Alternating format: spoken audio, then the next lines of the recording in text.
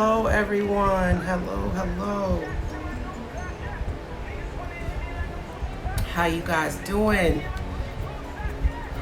Welcome back to Mindful Mondays with Miss Mccoach LA. How y'all doing? How y'all feeling?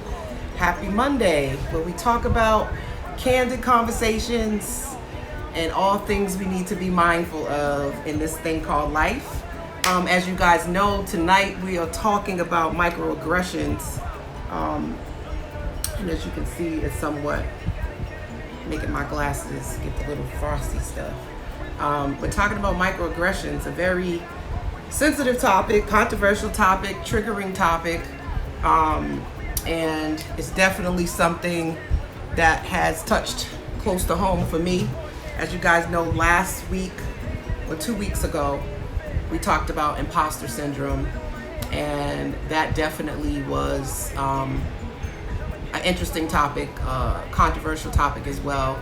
So this topic sort of ties into that as we talk about microaggressions. So I'm curious how many people, I guess the question of the night would be, is how many people have actually experienced a microaggression?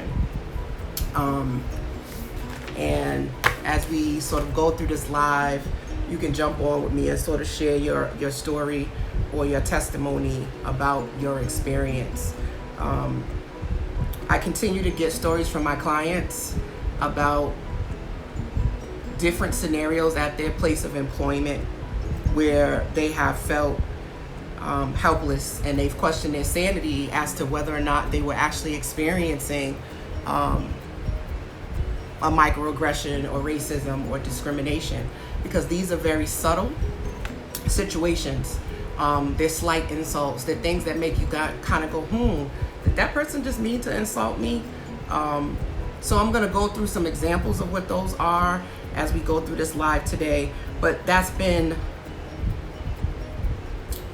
a conversation that has happened more times than I want to really admit, especially now with the current climate that we have in our nation around race. My clients are feeling more than ever, should I say something? So they may overhear a Caucasian coworker say something derogatory about a person of color, and it's like, should I say something or should I let it go? What do I do at work if I am feeling uncomfortable or I'm feeling as though people are saying things that I feel are derogatory?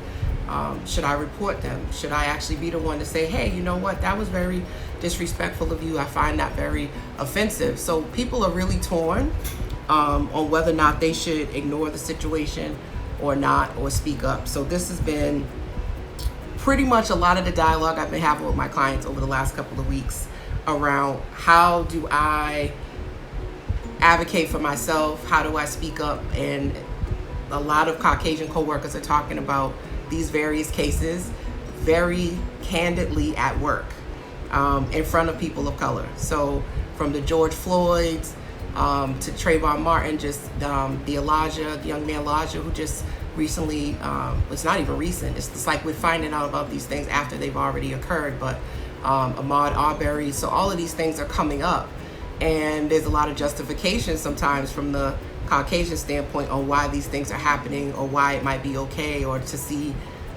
some people's perspective. Not all white people are doing this, but some are. So what I would like to do tonight is share some examples and present some questions for you to consider, and offer some strategies to approach these microaggression situations that you find yourself in at work. So let me start by telling you a little story. So this came from, it was published actually in October 2005, and it's by Daryl Wing Sue. He has a PhD and he has a blog called Microaggressions in Everyday Life. So I'm going to read this story to you, and then we'll talk about it. All right. So not too long ago, I, as an Asian American, boarded a small plane with an African American colleague in the early hours of the morning. As there were a few passengers, the flight attendant told us to sit anywhere. So we chose seats near the front of the plane, across from the aisles from one another. At the last minute, 3 white men entered the plane and took seats in front of us. Just before takeoff, the flight attendant, who is white, asked if we would mind moving to the back of the plane. To better balance the plane's weight. We grudgingly complied, but felt singled out as passengers of color and being told to move to the back of the bus. When we expressed these feelings to the flight attendant, she indignantly denied the charge, became defensive, stated that her intent was to ensure that the flight's safety and wanted us to have some privacy. Since we had entered the plane first, I asked, why did she not ask the white men to move instead of us? She became indignant, stated that we had misunderstood her intentions, claimed that she did not use color, or did not see color, she did not see color, and suggested that we were being oversensitive, and refused to talk about the matter any further. Were we being overly sensitive, or was this flight attendant being racist? That is the question that many people of color are constantly faced with in their day-to-day interactions with well-intentioned white folks who experience themselves as good, moral, and decent human beings. So I ask you guys, in that scenario, do you think that this flight attendant was justified? Do you think that she just wanted to give them privacy? And why did she choose to ask the Asian American and African American man to move to the back of the plane versus the two white men who had just entered the plane? These are what we would call a microaggression. So when you think about these situations, what comes to mind for you? And what are some things that maybe come up in your experiences in day-to-day life that you may go, that didn't feel right, or something about that just stung a little bit. Should I speak up? Should I not? Am I being sensitive? So the term racial microaggressions was actually first coined by a psychiatrist. He's a black psychiatrist. His name is Chester Pierce. And he came up with this statement that racial microaggressions are brief and everyday slights, insults, indignities that send the message that people of color are either, that white people are unaware of, that give us messages that we're inferior and they're subconscious. I think they say and do these things subconsciously. That is very true. They do say and do these things subconsciously. So again, microaggressions or racial aggressions are brief, everyday slights, insults, and indignities, and degrading messages sent to people of color by well-intended white people who are unaware of these hidden messages being communicated. These messages may be sent verbally.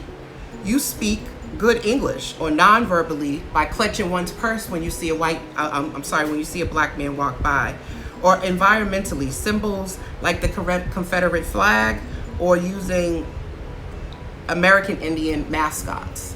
So all of these things represent what we would consider microaggressions. Again, I think, I'm not sure if I'm saying your name right, but I know it's Ashley. Hi, Ashley. They do them subconsciously. And one of the things that they talk about too is that most times we don't want to say anything. And if we do, we're faced with defensiveness. And it's like, I didn't mean to say that. That's not my intent. And not really acknowledging that what I'm telling you though is that I found it offensive. You may not have intended it to be offensive, but I found it offensive. So getting the perpetrator to realize that they are acting in a biased manner is a monumental task. On a conscious level, they see themselves as fair-minded individuals who would never consciously discriminate. And B, they are generally not aware of their biases. And C, their self-image of being a good moral human being is being assailed.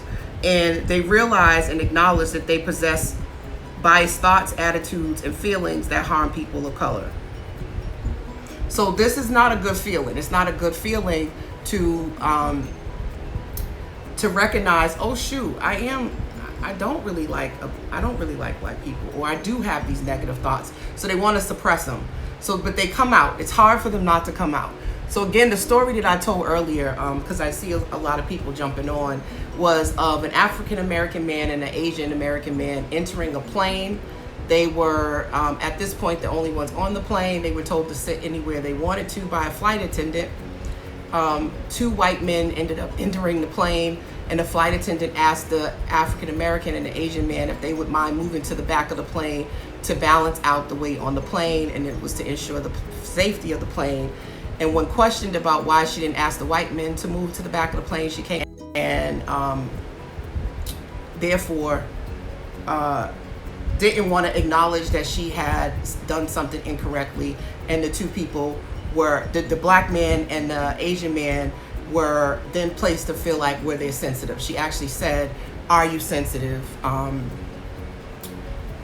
That you're being sensitive, and she didn't want to discuss the matter any further. And these are the things that happen every day to people of color, where they are in this position where they're questioning their sanity. And so as a therapist, I see this a lot with my clients where they are coming in with work-related stress. So some of the results of dealing with microaggressions has to do with stress and anxiety, which translates back into the imposter syndrome that we talked about before. People of color feeling like they can't even mess up, not even a little bit. And if they do mess up, that it's gonna have very heavy consequences on them. So what else do I wanna tell you guys? So I kind of said that. So some of the consequences is an erosion of your mental health, your job performance, classroom learning is impacted, the quality of social experiences are impacted, and ultimately their standard of living is also impacted when they're dealing with microaggressions. So what did we say so far? So in 1970, a psychiatrist, his name was Chester Pierce, he actually coined the term microaggressions, which he actually called racial microaggressions. And they're slight insults and indignities, messages sent to people of color about their blackness, in essence, their otherness, by well-intended white people who don't realize that they're being insulting or they're being disrespectful. So what else do I want to tell you guys? So we talked about, so what do you guys think? So I put this, I gave you the story of the flight attendant. Do you think that the flight attendant was well-intended, or do you think that she was racist? Is this an easy case? So by her saying that she was just trying to ensure the safety of the plane, and she suggested that the Asian man and the black man go to the back of the plane and not the two white men who just entered the plane, was she being racist? Or was she just a well-intended white person who just didn't know what she was doing? Okay. Think about that. Put it in the comments. Put it in the comments. So in other words, no matter what people of color do, it's almost like a damned if you do, damned if you don't scenario. If I say something, I'm being sensitive. If I don't say anything, then I'm actually internalizing this behavior, and it is creating mental health issues for me, potentially job performance issues for me, because I feel uncomfortable in my environment. I agree with you, Ashley. Subtle racism. In very mind, she could have just, asked them to move first because they were the first people to get on the plane. Maybe because they were already sitting behind, because the two white men got and sat in front of them. So maybe just logically, because they were already behind them, she asked them to move back further. I don't know, but I definitely would feel some type of way if I had been sitting on that plane and she didn't ask everyone, which she could have. She could have said, hey, just to make sure we, even out the weight on the plane, do either of you mind moving to the back? I don't know, but I do know, and I can understand why the Asian man asked this question. So there's a lot of research on this too. So ironically, some of the research and testimony from people of color indicate that they are better able to handle overt, conscious and deliberate acts of racism than the unconscious, subtle, and less obvious forms. This is because there's no guesswork involved with overt forms of racism. And I've heard this before. I don't know how many people, give me a thumbs up if you've heard this. A lot of people of color have expressed, I'd rather know that you're racist and that you don't like me than for you to act as if you like me and deep down you don't. So I have to guess your actions and your behaviors. Some people who also come from the South, a lot of people of color who come from the South say that, the races in the South are very clear. They don't like you, you don't have to guess about it. But up north, it's less, it's subtle. So you always have to question your own sanity, your own thought process. Are you being sensitive? Did they mean it? Did they not mean it? And they're quick to say, I have black friends. I don't feel like that about black people. Why would you think that of me? And they don't want to admit their bias.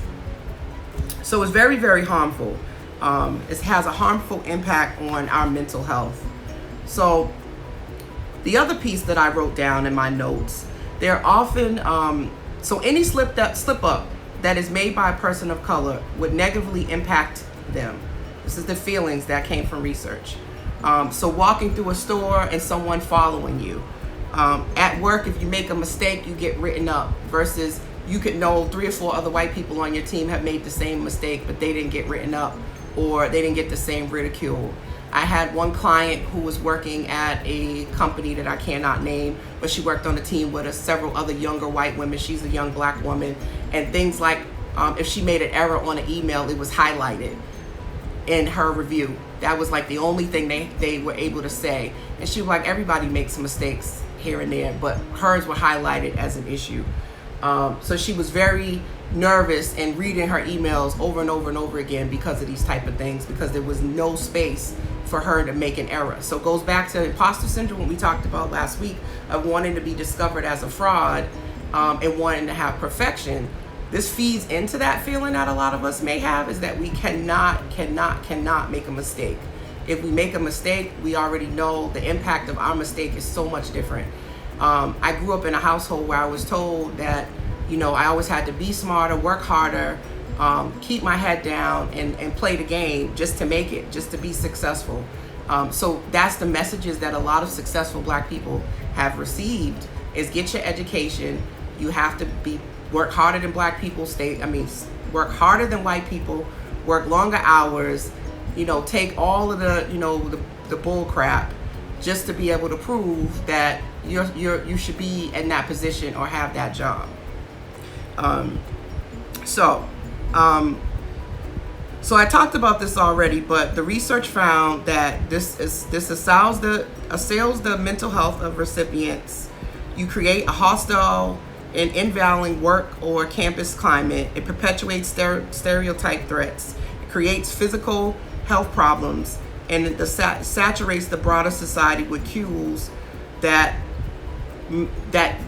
reinforce that black people are inferior. It reinforces these stereotypes that are already out here, like clutching your purse when you see a black person walking by because they must be up to no good or they're gonna rob me.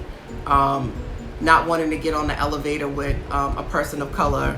If you're a white woman, you won't even get on if you see a black woman on the elevator because you think he might sexually assault you. So all these type of things that happen are the microaggressions that are more from the environmental standpoint. You're not telling me, but your actions are telling me that you feel threatened by me, or you're seeing me in a negative light.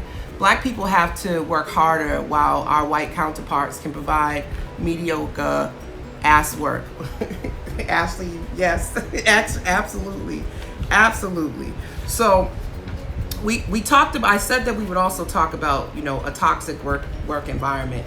And I think when there's microaggressions, you're actually creating a toxic work environment. So I ask you guys this question.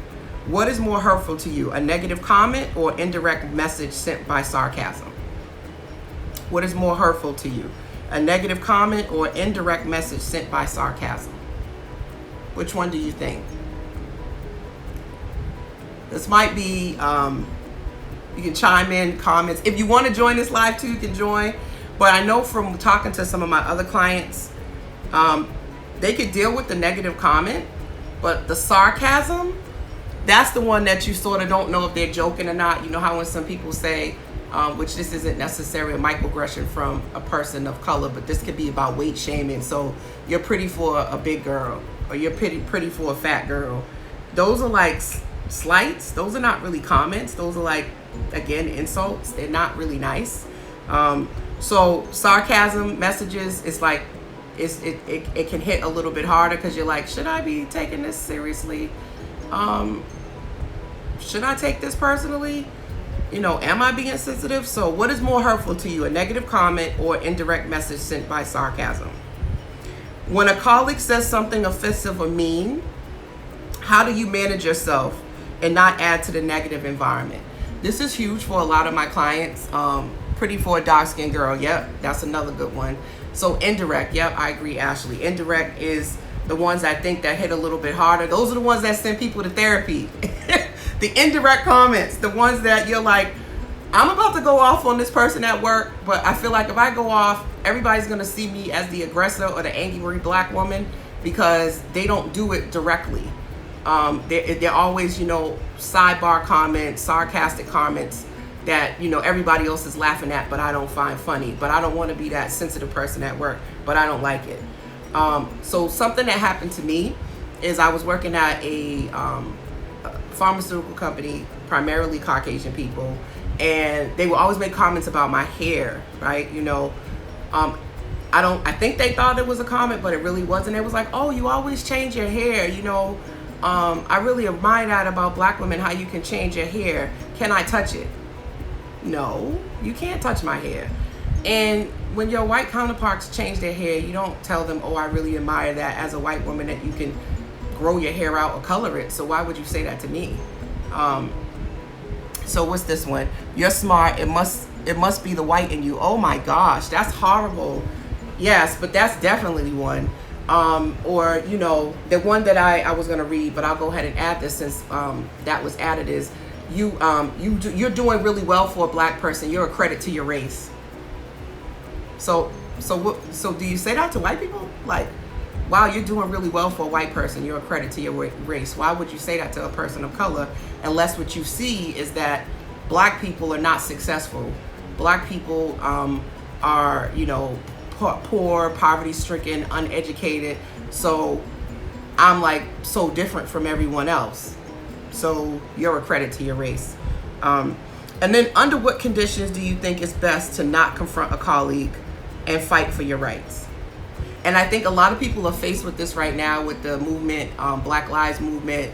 My brother was noting that there's Black Lives Movement posters and signs in all types of establishments now. So it's very much present that people are, it's always economics. I'm also an economics major. Like, this is about economics. All of these things that we're seeing put up there. Yes, some people have a moral fabric and want things to go well, but don't think by any means that it's not about economics. Like, they know that we have buying power. So this is why a lot of companies are getting in alignment with this movement of talking about Black Lives Matter.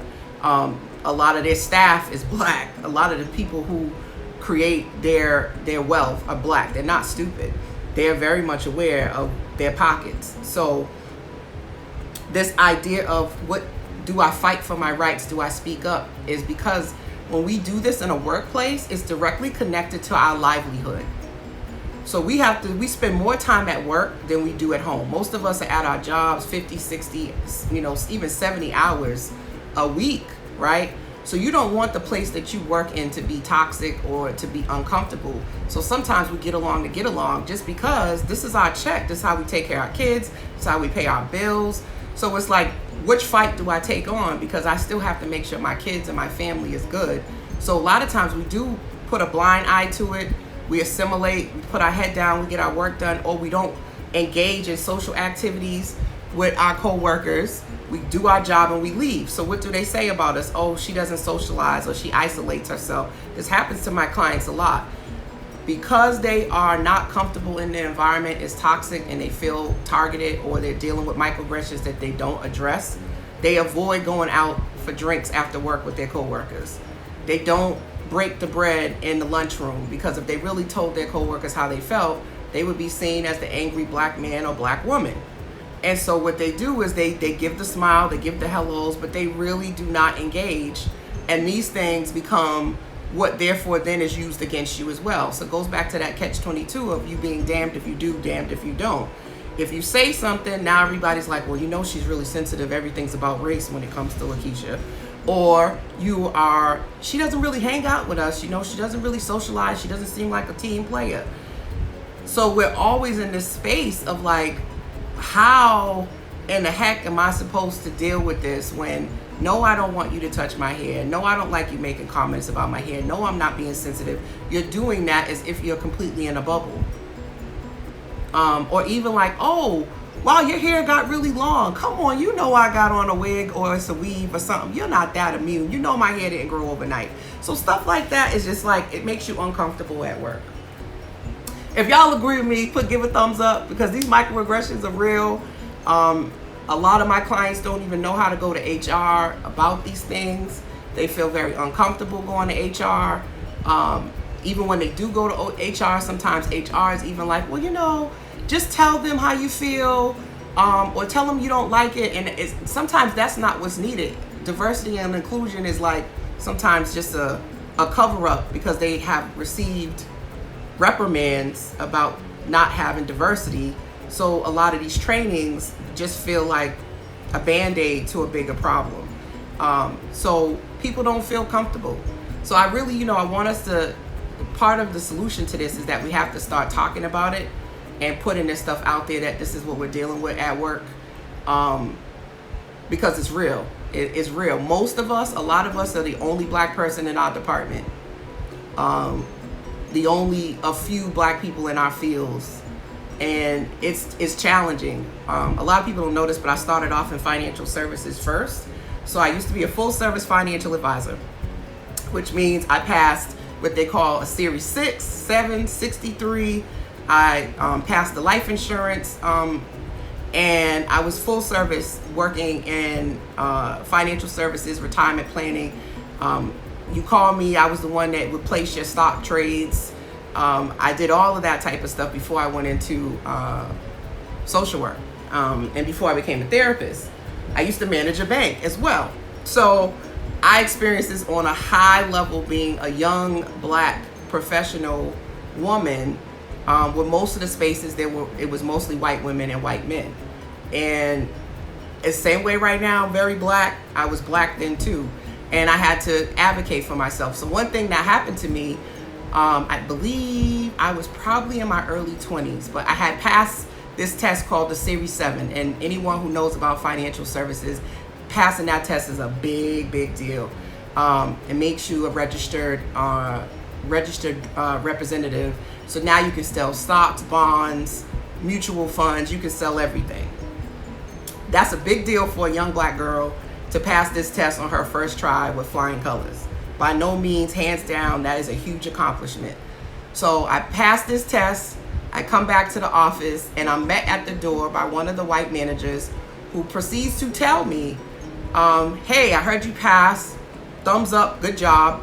But can you keep it down? Can you keep it down, and can you, not really say much about it? Because this white girl, never forget her name was, I don't care now. Her name was Amanda Roy. Never forget this. It's funny how things stick in your head. I can't remember this manager's name, but I'll never forget the name. He was like, because Amanda didn't pass. Amanda didn't pass, and she's really upset about it. And, I just think it would be a good idea if you just keep it down and keep it low that you passed. Huh? Are you serious?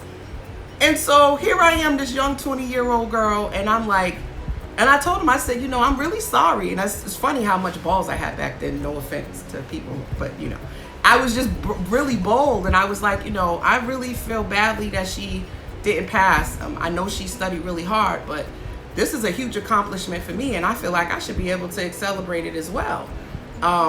So I'm not gonna not talk about me passing. I said I don't think that's fair. And he goes, okay, I just figured I would let you know. I know she's really upset, but was she upset because she failed, or was she upset that the black girl passed and she had taken the test a couple times and failed?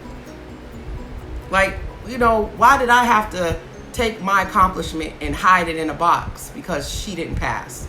So, like, these things happen all the time to us, and it really made me uncomfortable at that job, and I was really pissed off. I wanted to just go home and, like, celebrate with my friends and family that were hella excited for me, because my own job, it was not excited about me passing. It was a slap in the face to all the other Caucasian people who had not passed on their first try. but I actually studied and worked really hard for it. And to be met at the door, I didn't even get in the building. And he told me that. He was just like, hey, keep it on the low. He said something different, but that's how I remember it. So I don't know if you have a story, and you're not there to coddle. Yeah, I'm not there to coddle Amanda. It was like so messed up that, you know, I was told that I wasn't supposed to celebrate my success. And I don't even think they not announced it. You know how you get those like blasts, like congratulations to such and such because they passed? They didn't even do any of that for me. None of that happened for me.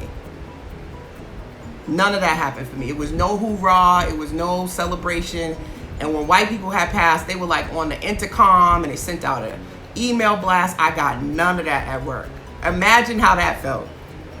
So again, the question is, under what conditions do you think it's best to confront a colleague and fight for your rights? What I will say, one of the biggest lessons I've learned through all of this, these experiences, because that was one, and I told you guys about the hair, was advocating for myself and knowing my rights. When I look back on it, I didn't really go and look up what my rights were from human resources, and I didn't write any of these things up. So when I say that, I didn't document it. You know, I should have documented it, and I should have wrote it up. And I didn't do that. A lot of times I suffered in silence, and eventually a lot of these jobs I ended up either leaving or, you know, getting pushed out with severance packages because I didn't do what I needed to do on the front end. And when things started to unfold, it just looked like I was doing a tit for tat. Now I'm reporting my manager's reporting me. And again, they're white and they have more history at the company. So who do you think they normally will allow to get a pass? Definitely wasn't me. So let me just recap a couple of things. So the term microaggression, again, because I see a lot of new people, so just to go back and remind you, you're tuned into Mindful Mondays with Coach LA. I'm Coach LA, of course, right? And so this whole live was my self-care and my way of connecting with the people during this quarantine. So what we do is we have candid conversations about all things that we should be mindful of in this thing called life. So basically any conversation is free game to talk about. And these conversations and these topics are inspired by my everyday interactions in my own personal life, and also my clients also inspire me as well. I agree, take over photography, report everything. If you're not gonna report it, get you a journal and document it in your journal, time and date.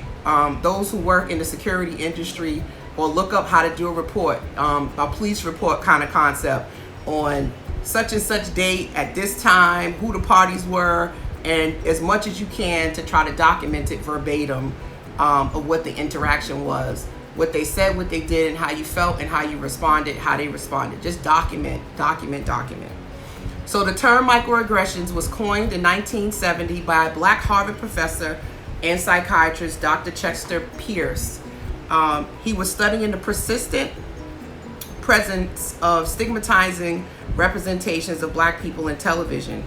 He defined it as subtle, stunning, often automatic, and nonverbal exchanges which are put downs of Black people. So microaggressions. And BCC, blind copy is your friend. And send it to your own email address too. Blind copy yourself. What I found is the first thing most companies will do is shut your email down. When you know you're going through a toxic work environment, you've got a toxic boss, and you're dealing with microaggressions, blind copy your personal email, because that's the first thing that they will do is shut your email down. If you don't learn anything else from this live, remember that one. So to go on, what I love about this, it then, after the work that Dr. Pierce did, it was then expanded in 2007. It got expanded by psychologist Darrell Wing Su, who happens to be an Asian American. And he included in the definition brief, and commonplace daily verbal, behavioral, and environmental indignities that communicate hostile, derogatory, or negative slights and insults to marginalized individuals or groups. So what that does is it opens it up. So yes, this happens to Black people, but it also happens to Asian Americans. It happens to Latinas and Latinos. It happens to Native Americans. All of us have different ways that we have this happen to us in these marginalized groups, which I hate. I think if all of us just started to actually claim being other or Black and didn't claim our whiteness at all, the white people would become a minority. That's my thought anyway. So anyway, so let me give you some examples. These might help too. So an example of a racial microaggression. So this theme is called an ascription of intelligence. A lot of us have experienced this before. Assigning intelligence to a person of color on the basis of their race. So it may sound something like this. You are a credit to your race. You are so articulate. Asking an Asian person to help you with math or a science problem. Message. People of color are generally not intelligent as white people. It is unusual for someone of our race to be intelligent. All Asian Americans are good at math and science. How many times have you had that microaggression happen to you? So color evasiveness is another microaggression. Statements that indicate that a white person does not want to acknowledge race. The microaggression. When I look at you, I don't see color. America is a melting pot. There's only one race, the human race. This is happening right now with Black Lives Matter, right? With this concept of all lives matter. But all lives can't matter until Black Lives Matter, right? So the message, denying a person of color's racial or ethnic experiences, expecting them to assimilate, acculturate to the dominant culture, denying the individual as a racial or cultural person. How many times have you experienced that one? So again, a description of intelligence and color evasiveness are two types of microaggressions. So this is another one that happens a lot, and I think this is the big reason why we're going through a lot of the police brutality, amongst other things. But this one here that I'm getting ready to share with you now, assumption of criminal status. Wait a minute. Yeah, assumption of criminal status. A person of color is presumed to be dangerous, criminal, or defiant on the basis of their race. Microaggression. A white person clutching their purse or checking their wallet as a Black person passes by. A store owner following a customer of color around the store. A white person waits to ride the next elevator when a person of color is in it. The message is, you're a criminal, you're going to steal from me, and you must be up to no good. So again, these are at play with a lot of these issues that are happening right now. The problem is that these Caucasian people are not aware, or they are willfully being blind to their bias and their prejudice when they're doing these things to people of color. In their mind, when they're doing this to these 14-year-old kids and these young kids, and they're so aggressive, in their mind they've already decided that they're going to grow up and be a criminal, so they feel justified in treating them the way that they're treating them. Denial of individual racism. A statement made when a white person denies their racism and racial biases. Microaggression. I'm not a racist. I have Black friends. As a woman, I know what you go through as a person of color. The message, I'm immune to racism because I have friends of color. Your racial oppression is no different than my gender oppression. So what do you guys think? Have you experienced these? Give me some thumbs up, comments. Again, you can join the live. If this is making sense to you, definitely throw me some hearts. Let me know that y'all are hearing me. Y'all are feeling what I'm talking about. Because I know that I continuously still experience this. I get this a lot, especially being a therapist of color, where people are like, oh, wow, I was expecting someone different. I mean, my name's Lakeisha, so I can't really get away from it. But there was a while where I wouldn't actually write my name out. I would just put L. Austin, and that would make them not know if I was a woman, if I was a man, if I was white, or if I was black. And I have had people say, oh, I was expecting someone different. Or they'll call me and they'll go, oh, you're a female, or something like that. So, yikes, I've said these things without realizing that they were racist. Microaggressions and covert racism are oftentimes unintentional. Regardless of your intentions, accept and understand your error. Recognize racial inequalities, confront your internalized prejudice by learning more about racism. It is not our responsibility to educate white people on white supremacy and on racism. White people at this point are aware, and I think the fact that they want to act as if they're not allows them to stay in their bubble. I think we have to start to call them out and be willing to take that risk by documenting, going to HR. And this is something I think internally we just have to kind of process as a people.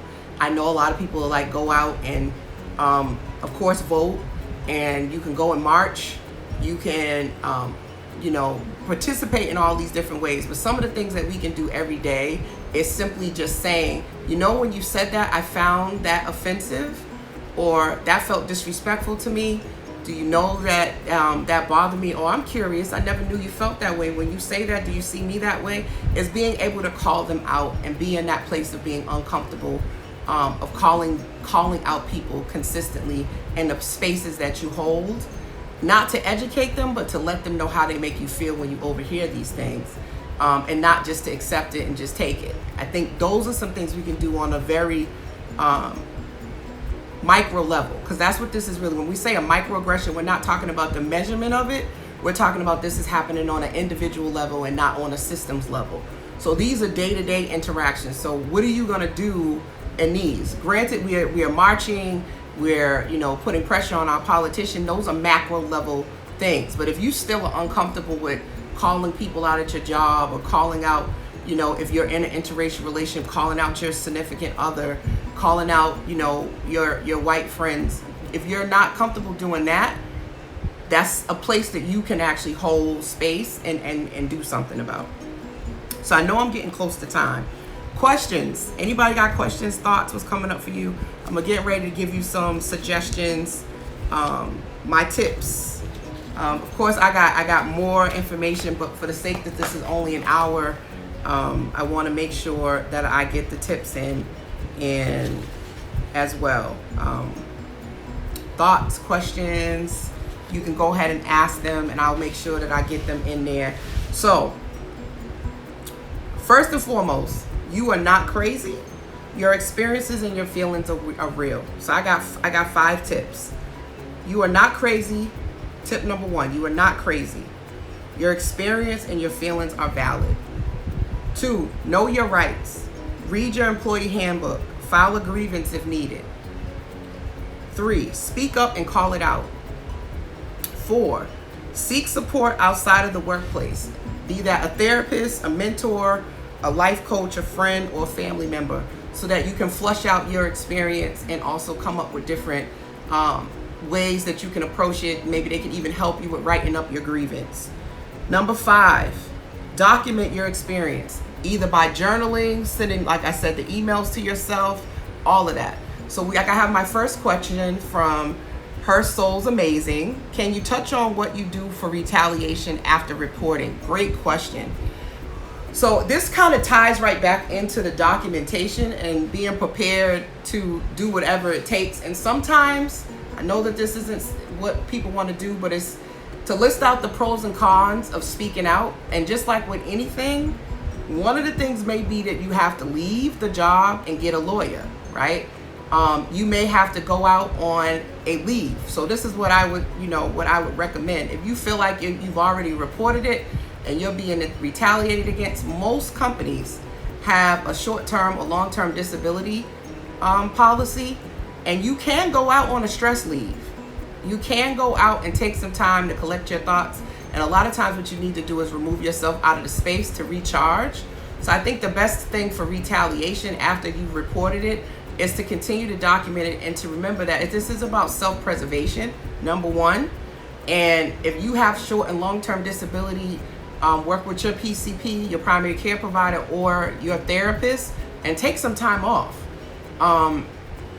Because this will take a toll on your mental health. And if you already done your due diligence with calling it out, use the laws, use the policies and procedures to your advantage. That would be what I would say. There's I watched this really good movie the other day called Equal Standards. Right now you can only get it off their website, which is www.equalstandards.com. It's $9.99, but it has Ice-T in it.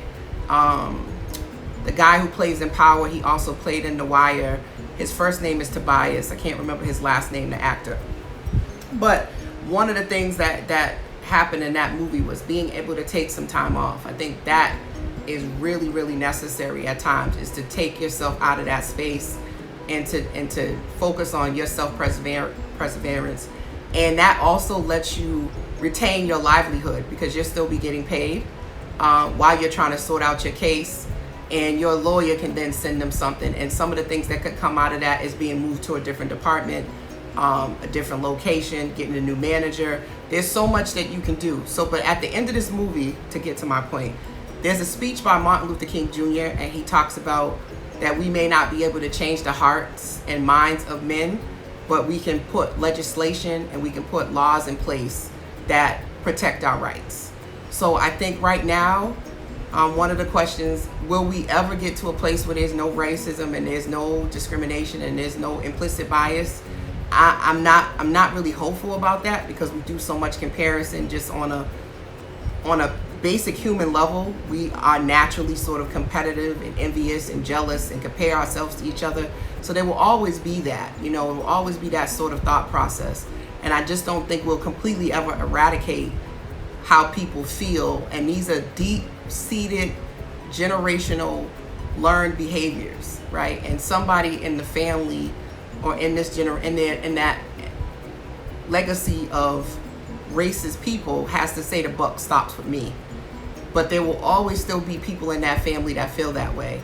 So I don't think we'll ever eradicate it. I think that it's just something that we're gonna have to say it's not okay. Same thing we do with smoking cigarettes and other things when we put legislation, and people will self-manage, or they'll, I'm getting a bad reception. It's like raining here in Boston. So, all right, so I gave you my tips. 1, you're not crazy. Your experience and feelings are valid. 2, know your rights. Read your employee handbook, file a grievance if needed. I should have added on this, if you have to, take a leave of absence, work with your primary care or your therapist to take some time off. Stress leaves for mental health are very, very real and valid. Speak it up and call it out.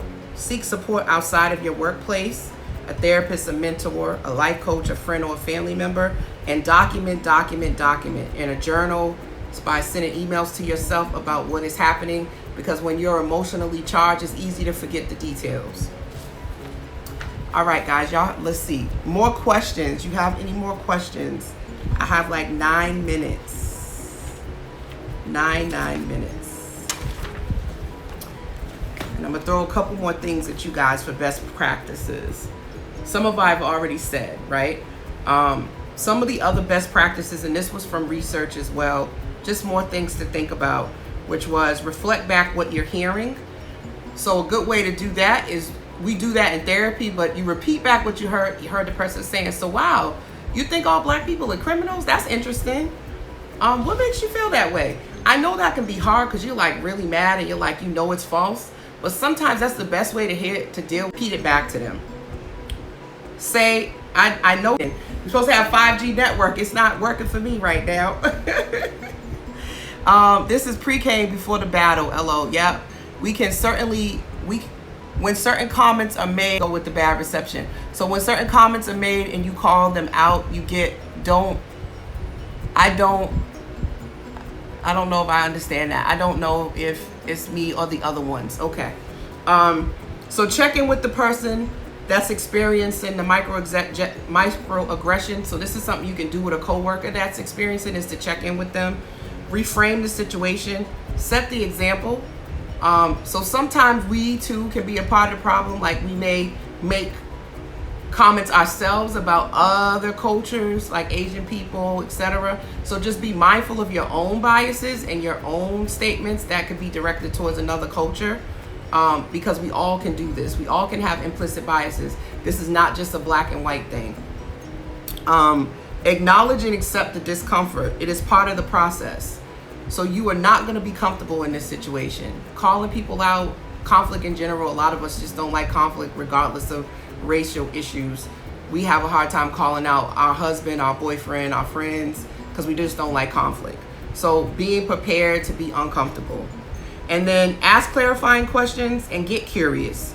You can do this by saying, I'm curious about, this is good ones you can use on anything, not just these, but I'm curious about, and repeat back what you heard them say. And then tell me about why you feel that way, just to open up dialogue. I would like to say that we should assume the best about everyone. Don't forget that white people were also sold a dream too, and they also have been misguided and miseducated as well.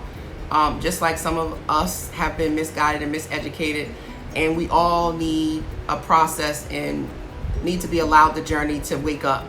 And everybody's process is not going to be at the same pace. So I would say practice self-compassion and patience with yourself and others. I'm glad that these dialogues are finally starting to happen. I'm glad that people are being made to feel uncomfortable. I think that's one of the,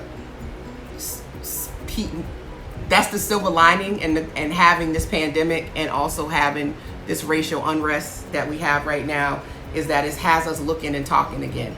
And I also think it's going to make people go vote. So I think those are some good outcomes from it. I wish we weren't still dealing with all of these things. It seems like it's an ongoing and never-ending conversation. But this is all part of growing and learning and being able to accept that difference. None of us are the same. And a lot of the things that we were taught are not right.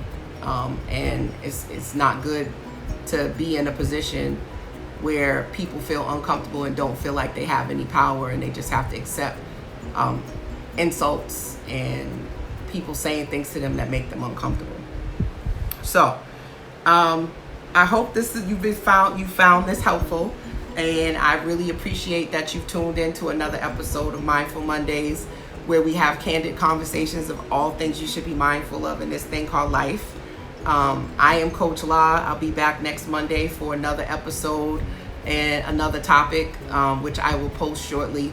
I will also post these tips and different sources that I found this if you want to explore microaggressions more, or start to have this dialogue at work, or maybe even create a training for your organization around microaggressions and implicit bias. This is something that we definitely just have to continue to talk about, because as Ashley said earlier, a lot of time it is unconscious and unintentional. And people, I still believe that people are inherently good, and that a lot of people just have been taught things that they now are saying, wow, this is wrong. Because I do have clients that happen to be Caucasian, and I do talk to a lot of Caucasian people who are also just trying to figure things out too, and understand why and how things have happened this way, and they're open to reading. And some of the things that they may say may definitely trigger you and make you upset. But if they're open to having the dialogue, I say that us as people of color have to also be open to have the dialogue with them and ourselves, to be able to make this a better world for our children, and to make things better. Because not everybody agrees with what's happening, and a lot of them are white that don't agree with the things that they're seeing as well. So I hope that this brings us closer and not further divides us, by just being aware of it is really step one. So I've enjoyed you. You guys have made some great comments. Let me know if you have any final comments, as I have a few more minutes before Instagram shuts me off. I'm going to do some shout outs real quick. So I have Weez Design Studios. Thank you for joining. Her Soul So Amazing, thanks for joining. Weedamo, thanks for joining. Takeover Photography. Miss Sharika Alfred, hey bestie, thanks for joining. I really appreciate it. I think this says Tom Thompson Tops, thanks for joining. Hey Musu, thanks for joining. I really appreciate you joining. Well, most of us don't have bosses that don't look like us. Yeah, that's very true. I think I want to go in. I might just do a part 2 because I didn't talk a lot about toxic work environments and just how to handle that, because it's not always just racism. Sometimes you can have a narcissistic boss, a demanding boss. Just there's so many other types of toxic work environments that people are working in as well. There's a link between the Lbgt community and the Black community, yes. Again, all lives won't matter until Black lives matter. And we also have to look at gender bias. We have to look at age. There's so many levels to this, disabilities. There's so many layers to privilege and discrimination. It's just not a black and white thing, but if you add layers of it, so if you're Black, lesbian, and you have a disability, you got a triple whammy against you. You know what I mean? So there's layers to it that make your situation intensified. You know, when you add color and you add those other things, it's just even worse. So I think that that's really an important point. So again, this conversation was about microaggressions and how to engage and how to address them and how to overcome working in a workplace that you are dealing with that, because microaggressions do create a toxic work environment. So give me a thumbs up if you found something helpful, hit some hearts. You know, I love feeling like I have helped people and that you've enjoyed what I've talked about today, and I am so looking forward to next week. I have a few minutes if you have another question that you want to throw up here that I can try to answer. You can also find me on Psychology Today. I pinned it at the bottom. All you have to do is go in there and type Black Therapist, Boston area, and you'll see my lovely face pop up. So I'm so excited that I learned how to pen comments. I'm getting better at this. So again, thank you guys for joining. Once again, I want you to have a great rest of your week. Remember that you are empowered and you are empowered in these situations. You are not powerless. Document. Get you a support system. And if all else fails, don't hesitate to exercise your right to take a leave, a stress leave, to collect your thoughts, because sometimes that's all you need is just to get out of the situation and not be emotionally charged, because it's harder to think when you're emotionally charged. And therefore you secure your livelihood and give yourself a break to be able to really make sense of what's happening to you. This is all about self-preservation and also self-compassion. Again, thank you. I appreciate you all. And I will see you next Monday for another episode of Mindful Mondays with Coach LA. Have a wonderful evening. Good night.